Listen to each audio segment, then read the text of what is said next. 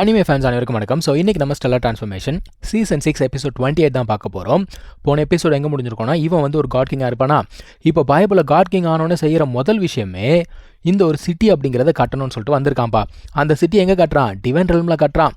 அது மட்டும் இல்லாமல் அந்த ஸ்வாம்ப் இருக்கு இல்லையா, அந்த இடத்துல தான் கட்டலான்னு சொல்லிட்டு பிளான் பண்ணுறான். இவன் என்ன கேட்குறா, இந்த ஒரு இடம் பார்த்தாலே பயங்கரமாக இருக்கே, இங்கே தான் நம்ம கட்டணுமா அப்படின்னு கேட்குறா. இவன் என்ன சொல்கிறான்னா, இந்த ஒரு இடம் தான் நமக்கு சேஃபான இடம். ஏன்னா இதுக்குள்ளே வரத்துக்கு காட் கிங் கூட வந்து யோசிப்பாங்க. அப்படி இருக்கும்போது இதை விட சேஃபான இடம் எங்கே இருக்குது அப்படிங்கிறான். அது மட்டும் இல்லாமல் இங்கே இருக்கக்கூடிய அந்த கற்கள் இருக்கு இல்லையா, அதில் வந்து ஒரு விதமான கெமிக்கல் இருக்கான். அதை யூஸ் பண்ணி கட்டினா எத்தனை மில்லியன் இயர்ஸ் ஆனால் கூட அது ஒன்றுமே ஆகாது, நல்லா நிலச்சி நிற்கும் அப்படிங்கிறான். என்னடா ராம்கோ சிமெண்ட் அட்வர்டைஸ்மெண்ட் மாதிரியே பேசிக்கிட்டு இருக்க, இப்போ என்னடா பண்ண போகிற அப்படின்னு கேட்டால், அங்கே ஒரு மலை இருக்குங்க, மொத்த மலையை அங்கேருந்து தூக்கிட்டான். எங்கள் ஊரில் தான் மலையை குடையிறாங்கன்னு பார்த்தா இவனும் அதே தான் பண்ணுறான். அந்த மலையை என்ன பண்ணுறான்னா சுக்குநூறாக நொறுக்கிட்டு அதை யூஸ் பண்ணி ஒரு சிட்டி அப்படிங்கிறத பில்ட் பண்ணுறான். ஸோ ஒரு சிட்டியை வந்து பில்ட் பண்ணி முடிச்சாச்சு வச்சுக்கோங்க.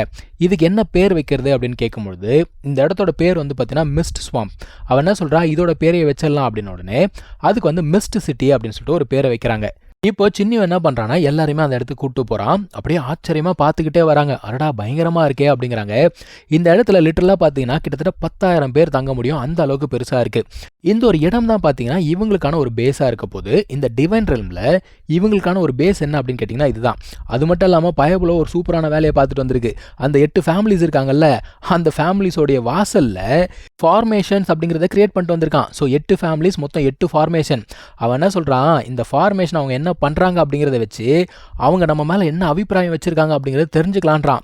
பேசிக்கிட்டே இருக்கும்போது முதல் ஃபார்மேஷன் டிஸ்ட்ராய் ஆகுது. யார் டிஸ்ட்ராய் பண்ணியிருப்பாங்க உங்களுக்கு தெரிஞ்சதா கமெண்ட் பண்ணுங்கள். நம்ம தண்டர் எம்பரர் தான். மனுஷன் செம்ம கொலகாண்டில் இருக்காங்க. அப்போ அவனோட பிரதர் கேட்குறான், என்ன நீ வெறும் ஃபார்மேஷன் மட்டும் டிஸ்ட்ராய் பண்ணிட்டு போயிட்ட, அவன் பாரு ஒரு சிட்டியை வந்து பில்ட் பண்ணியிருக்கான், நம்ம அவனை விடக்கூடாது அப்படிங்கிறான். அதான் அவர் கேட்குறாரு, சரிப்பா நீ சொல்லு என்ன பண்ணணும்னு சொல்லு, பண்ணிடலாம் அப்படின்னு. உடனே நம்ம போய் அந்த சிட்டியை வந்து டிஸ்ட்ராய் பண்ணணும், நம்மளால் முடியல அப்படின்னா நம்ம அப்பா கிட்ட ஹெல்ப் கேட்போம் அப்படிங்கிறாங்க. அவங்க அப்பா இருக்கிறாருன்ற தைரியத்தில் சரி வாடா போய் இன்னைக்கு சம்பவம் பண்ணிடலான்னு சொல்லிட்டு கிளம்பி வரானுங்க. அப்பா புதுமனை புகுழாக வரும்பொழுது கிஃப்ட் எடுத்துகிட்டு வரோம். இவனுங்க என்னடா கையில் ஃபுல்லாக வெப்பன்ஸாக எடுத்துகிட்டு வந்திருக்காங்க. வந்த ஒன்றா இருந்தாலும் என்ன பண்ணுறான், அவனோட கிளான் ட்ரெஷரை யூஸ் பண்ணி இந்த ஒரு சிட்டியை உடைக்கலான்னு பார்க்குறான். ஆனால் அவன் தான் சுற்றி ஃபார்மேஷன் போட்டிருக்கானே, ஒன்றும் பண்ண முடியல. உடனே அவனோட பிரதர் நான் ட்ரை பண்ணுறேன்னு சொல்லிட்டு அவனுடைய கத்தியை யூஸ் பண்ணி அட்டாக் பண்ணுறான்ப்பா. ஸோ இப்போ கிளான் ட்ரெஷரோட இந்த கத்தி ரொம்ப ஸ்ட்ராங்கோ, ஏன்னா நம்ம ஹீரோவே நேரில் வந்து அந்த ஒரு கத்தியை பிளாக் பண்ணுறான். பிளாக் பண்ணது மட்டும் இல்லாமல் அவங்க லைட்னிங்கை எடுத்து அது கயிறு மாதிரி யூஸ் பண்ணி அந்த கத்தியை திருப்பி தூக்கி போடுறான். அப்போ அந்த ஆள் கொஞ்சம் பவர்ஃபுல் தான் போல தெரியுது. அதான் நம்ம ஹீரோ சொல்கிறான், ஏயா சொல்லாமல் கொள்ளாமல் வந்து அட்டாக் பண்ணுவீங்களா, உங்கள் தண்டர் சிட்டி எப்பவுமே இப்படி தானா அப்படின்னு கேட்குறான். இப்போ இவங்க இருக்காங்களே டெத் கார்டு, அவங்களுமே வெளில வந்துட்டாங்கப்பா.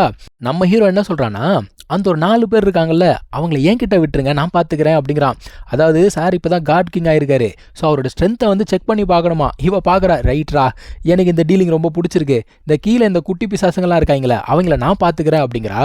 கீழே இருக்கவங்களாம் பாவங்க, அதாவது யாருன்னா சண்டைக்கு கூப்பிட்டா கிளம்பி வந்துடுறாதடா வெப்பன்ஸை தூக்கிக்கிட்டு, யார் வீட்டுக்கு போகிறோம் எதிரி யாரும் தெரியறதில்ல, மொத்தமாக காலி கீழே. இப்போ இந்த ஜோட்டாங்க இருந்தால அந்த பாய்ப்புல எகிர்னு வருது நம்ம ஹீரோ அடிக்கிறதுக்கு. திடீர்னு பார்த்தா குறுக்க வேற யாரோ வராங்க. வேற யாரு, நம்ம ஈஃபங் தான். அவரோட ட்ரெஷரை எடுத்துட்டாரு போல தெரியுது. எல்லாரும் உள்ளுக்குள்ளே மாட்டினானுங்க ட்ராப்ல. இவனுங்க என்ன பண்ணுறாங்க, அந்த ஒரு பேம்பு வந்து உடச்சிடலான்னு சொல்லிட்டு பார்த்துக்கிட்டே இருக்காங்க. அதுதான் வெட்ட வெட்ட முளைச்சிக்கிட்டே இருக்குமே. அட என்னடா இது, என்ன பண்ணாலும் ஒன்றும் ஆக மாட்டேங்குதுன்னு சொல்லிட்டு முழிக்கிறாங்க. அந்த ஆள் ஒரு வழியாக என்ன பண்ணுறான், அவனோட கிளான் ட்ரெஷர் அப்படிங்கிறத வெளியில் எடுத்துடுறான்.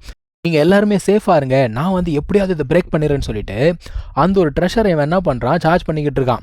இன்னொரு சைடில் நம்ம ஹீரோ பார்க்குறான், ஓகே 4 பேரையும் பிடிச்சாச்சா, நான் போய் சம்பவம் பண்ணிட்டு வரேன்னு சொல்லிட்டு அவன் உள்ளுக்குள்ளே போகிறான். அவனோட க்ளோன் ஒரு பக்கம், அவன் ஒரு பக்கம் போகிறாங்க.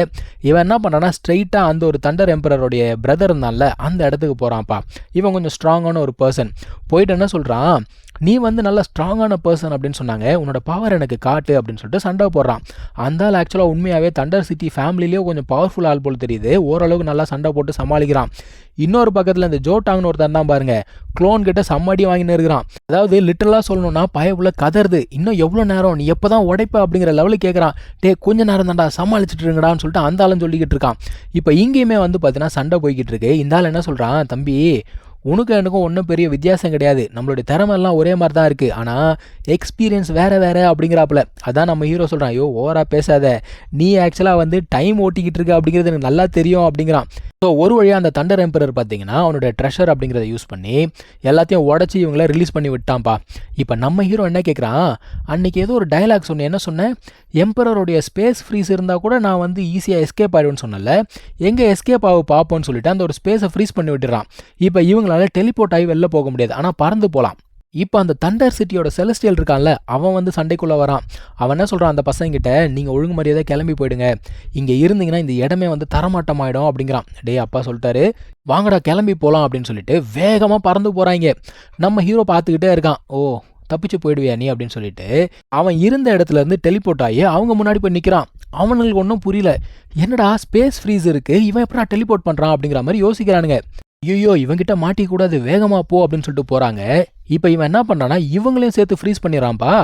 அந்த ஆள் பார்க்குறான், ஐயோ இது சரியில்லையே, டேய் என் பசங்களுக்கு மட்டும் ஏதாவது ஆச்சு உன்னை விட மாட்டேன்டா அப்படின்னு சொல்லிட்டு அந்த ஒரு செலஸ்டியல் மேலேருந்து கத்திக்கிட்டு இருக்கான்.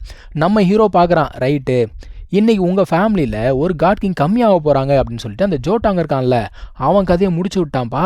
இவனுங்கெல்லாம் அரண்டு போய் நிற்கிறானுங்க, என்னடா இந்த மாதிரி ஆயிடுச்சேன்னு சொல்லிட்டு அவங்க அப்பா கிட்ட சொல்கிறானுங்க, யோ உன் பையன் ஒருத்தன் செத்துட்டான், நீ என்னையா இன்னும் எதுவும் பண்ணாமல் இருக்கா அப்படிங்கிற மாதிரி கேட்குறாங்க. அந்த ஆள் இன்னுமே பவர் அப் பண்ணிக்கிட்டு இருக்கான்ப்பா, ஒரு மிகப்பெரிய கத்தி அப்படிங்கிறத எடுத்துக்கிட்டு இருக்கான். இவன் எடுத்து முடிக்கிறதுக்குள்ளே இங்கே இருக்க எல்லாரும் இவன் போட்டு தள்ளுவான் போல தெரியுது. நம்ம ஹீரோ சும்மா இல்லாமல் அடுத்து என்ன பண்ணுறான்னா இவங்க ஃபேமிலியிலே பவர்ஃபுல்லாக ஒருத்தர் இருந்தான்ல அவனை அட்டாக் பண்ணுறான். அவன் என்ன பண்ணுறான், மற்ற 2 பேரை ப்ரொடெக்ட் பண்ணிவிட்டு தன்னை தானே வந்து செல்ஃப் டிஸ்ட்ரக்ட் அப்படிங்கிறத பண்ணிக்கிறான். இப்போ 2 பசங்க காலி. அந்த ஆளுக்கு பயங்கர கோவம், என்னுடைய 2 பசங்களை கொண்டுட்ட நீ, உன்னை இன்னைக்கு நான் விட மாட்டேன்டான்னு சொல்லிட்டு அவன் என்ன பண்ணுறான், மேலே இருந்து அட்டாக் பண்ணுறான். இப்போ மற்ற 2 பேர் வந்து ஃப்ரீ ஆகிட்டாங்க, ஓடுறான்னு சொல்லிட்டு ஓடி போயிட்டாங்க.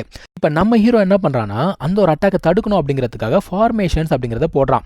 அந்த ஒரு அட்டாக் பார்த்தீங்கன்னா பயங்கர பெருசாக இருக்குது. நார்மலாகவே நம்ம ஹீரோடைய ஃபார்மேஷன் பெருசாக தான் இருக்கும், அதை விட அது பெருசாக இருக்குங்க. இவன் ஏகப்பட்ட ஃபார்மேஷனை போட்டால் கூட அது எல்லாத்தையுமே உடச்சிக்கிட்டு அது பாட்டுக்கு வந்துக்கிட்டே இருக்குது. இவனுமே என்ன பண்ணுறான், கண்டினியூஸாக ஃபார்மேஷன்ஸ் அப்படிங்கிறத கிரியேட் பண்ணி அதை அட்டாக் பண்ணிக்கிட்டே இருக்கான். ஆனால் அந்த ஒரு அட்டாக் வந்து தடுக்கிற மாதிரியே தெரியல.